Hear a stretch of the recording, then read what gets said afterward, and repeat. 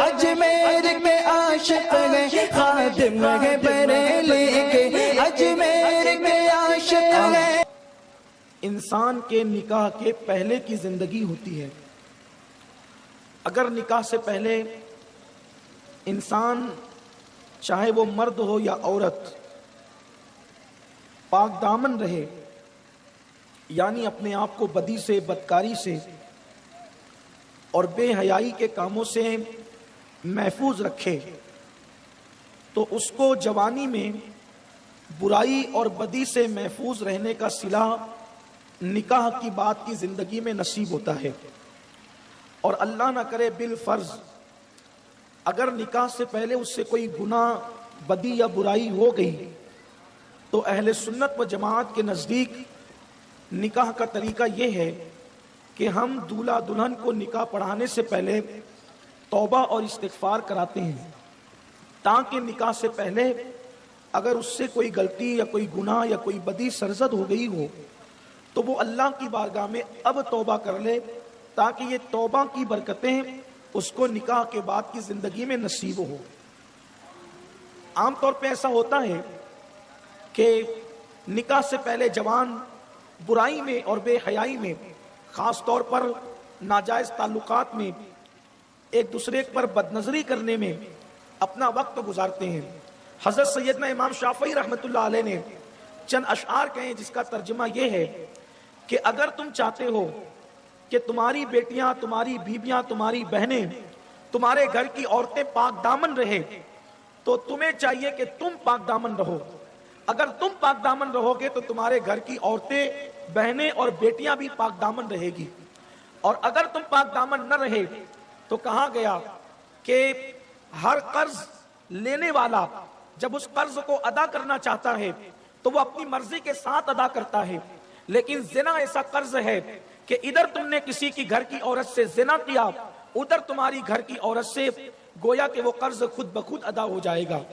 اس کا مطلب یہ ہے، یہ بالکل مثال فٹ بیٹھتی ہے کہ شیشے کے گھر میں بیٹھ کر اگر لوگ کسی کے مٹی کے گھر پہ پتھر پھینکتے ہیں تو اس کے مٹی کا مکان ٹوٹے یا نہ ٹوٹے، لیکن شیشے کے گھر میں بیٹھ کر پتھر پھینکنے والوں کا مکان خود بخود چکنا چور ہو جاتا ہے۔ یہاں پہنچ کر ایک باغیرت بھائی، یہاں پہنچ کر ایک باغیرت شوہر، یہاں پہنچ کر ایک باغیرت بیٹا اس منزل پر پہنچ کر کے فکر مند ہو جاتا ہے کہ اگر میں نے اپنی بہن کی عزت کو تحفظ دینا ہے تو مجھے کسی کی بہن کی عزت کو محفوظ رکھنا ہوگا، اگر میں نے کسی کی اپنی بیوی کی عزت کو تحفظ دینا ہے تو مجھے کسی کی بیوی کی عزت کو تحفظ دینا ہوگا۔ یہی اسلام کا وہ خوبصورت قانون ہے، یہی اسلام کا وہ خوبصورت معیار ہے۔ اللہ اکبر، جو کسی کی عورت، بہن، بیٹی، ماں،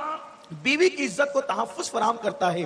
ممکن ہے یہاں پہنچ کر کچھ لوگوں کے ذہن میں یہ بات آ رہی ہوگی کہ اگر ہم کسی کی گھر کی عورت پہ بدنظری کریں گے تو ہمارے گھر کی عورت پر بدنظری کیسے ہو سکتی ہے؟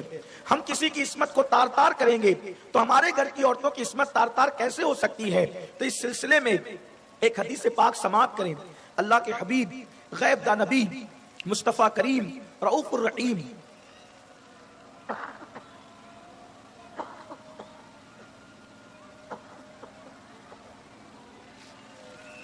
صلی اللہ علیہ وآلہ وسلم کی بارگاہ میں ایک جوان آتا ہے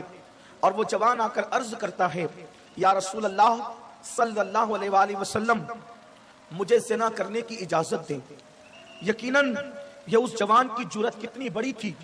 بلکہ اگر حدیث کو آپ گہرائی کی نظر سے دیکھیں تو پتہ چلتا ہے کہ وہ حالات کے آگے کتنا مغلوب تھا، وہ اپنے جذبات کے آگے، اپنی خواہشات کے آگے کتنا مغلوب تھا، کس قدر اس پر اس کی شہوت غالب تھی،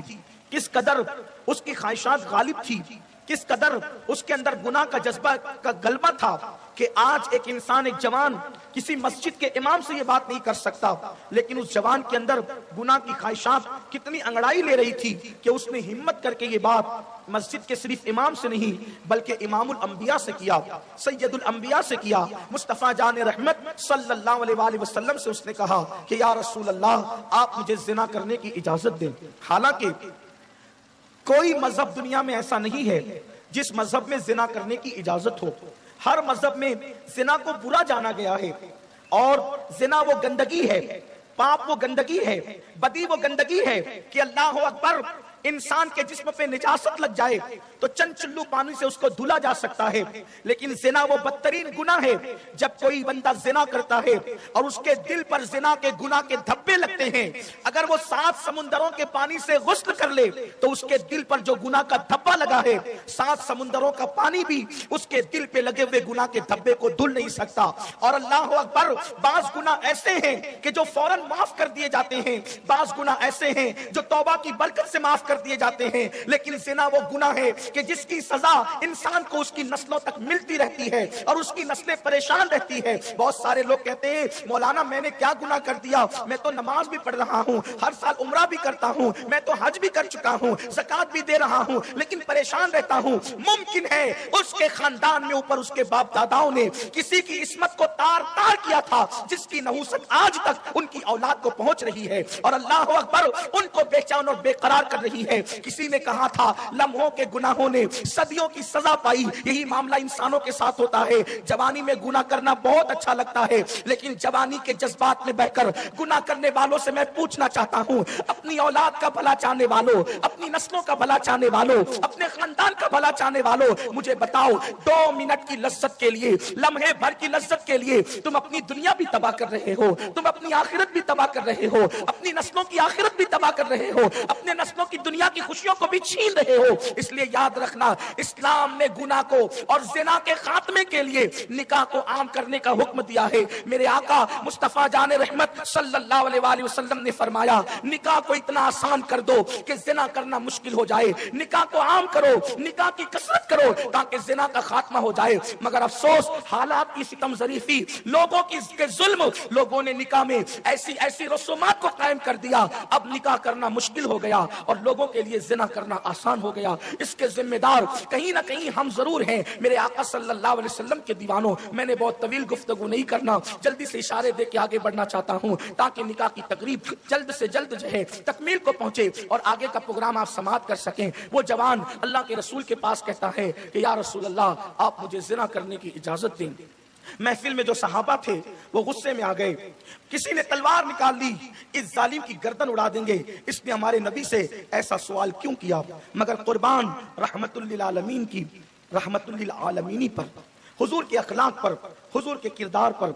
हुजूर की उम्मत से मोहब्बतों पर, हुजूर की उम्मत से शफकतों पर, हाय हाय, आने वाला जिना की इजाजत मांगता है, लोगों की तलवारें निकल जाती है। मगर अल्लाह के रसूल सल्लल्लाहु अलैहि वसल्लम जिसने ये पैगाम दिया, गुनाह से नफरत करो, गुनाहगार से नफरत मत करो, मर्द से नफरत कर सकते हो लेकिन मरीज से नफरत मत करो। अल्लाह के हबीब गैरदा नबी, हम सब के आका व मौला, हमारी आंखों की ठंडक मुस्तफा जान रहमत सल्लल्लाहु अलैहि वसल्लम ने तलवार निकालने वाले सहाबा से फरमाया, ये बात मुझसे करता है, जज्बात में तुम क्यों आते हो। उसके बाद मेरे नबी ने उस जवान से कहा, ए जवान, क्या तू इस बात को पसंद करता है कि कोई तेरी माँ के साथ जिना करे। उसने बहुत जज्बाती कैफियत में कहा, चूंकि माँ की बात हो रही थी, उसने कहा नहीं या रसूल अल्लाह, मैं ये पसंद नहीं करता कि कोई मेरी माँ के साथ जिना करे। फिर मेरे करीम आका ने फरमाया, क्या तू ये पसंद करता है कि कोई तेरी बहन के साथ जिना करे। उसने कहा नहीं या रसूल अल्लाह, मैं ये भी पसंद नहीं करता। फिर मेरे सरकार ने फरमाया, तेरी बेटी और तेरी बीवी के साथ कोई जिना करे, क्या तू इसको पसंद करेगा। तो उसने कहा नहीं या रसूल अल्लाह। तो मेरे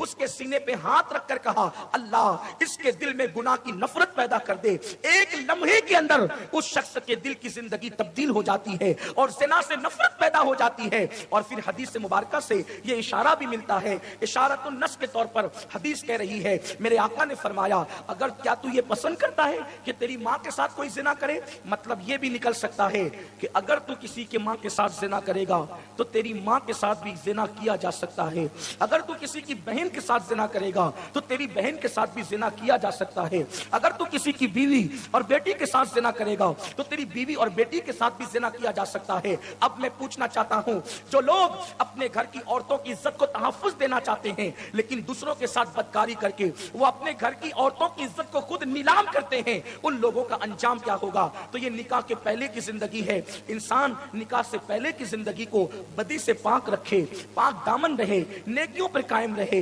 नेकियों पर इस्तिकामत रखे और फिर जब निकाह करे तो निकाह करते वक्त भी उसको चाहिए कि वो निकाह करते वक्त कोई ऐसा काम न करे जिससे अल्लाह और उसके रसूल नाराज हो जाएं। आज लोग निकाह करते हैं, एक सुन्नत पर अमल करने के लिए निकलते हैं, हजारों बिदात और खुराफात में पड़ते हैं, डीजे लगाए जाते हैं,